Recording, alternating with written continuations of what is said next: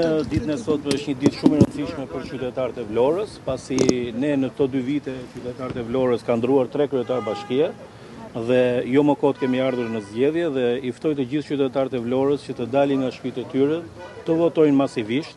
Është shumë e rëndësishme që vota e tyre të jetë e saktë, e pastër dhe është zëri i tyre që duhet të dëgjohet ditën e sotme. Deri tani interesi ka qenë i ulët.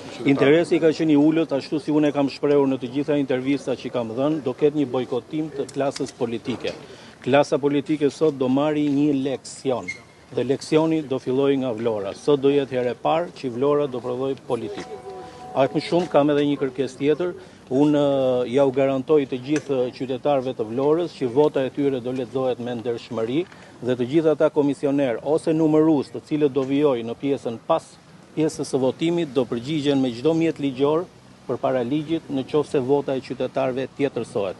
Kam informacionet e mia që pas orës 1 ose 2 të drekës, të gjithë patronazhistët, të cilët po patronazhojnë votën nëpërmjet punësimit, duan që të nxjerrin të gjithë ata të pjesë të administratës të nxjerrin nga shtëpia me dhunë, po u themi, po me dhunë psikologjike që të dalin të votojnë për kandidatin e tyre. Administrata e ka braktisur.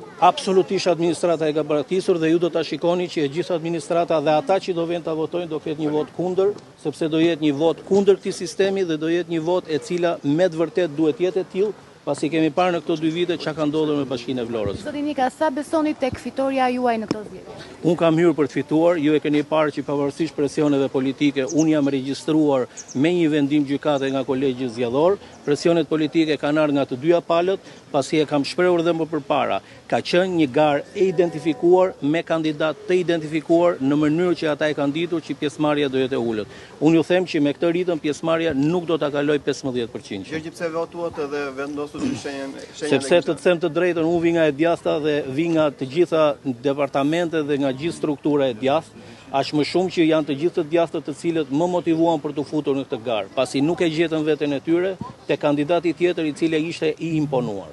Nëse do të merr një rezultat zhgënjyes do të jetë një mision për ta bashkuar ndoshta Partinë Demokratike në të ardhmen. Atëherë asgjë nuk varet, varet nga një garë. Unë rezultat zhgënjyes mora edhe nga KQZ-ja dhe nga Kasi dhe vazhdova luftën time në kolegj zgjedhor. Ja u garantoj që edhe nëse kolegji zgjedhor do të rrezonte, do vazhdoja betejën në Strasburg.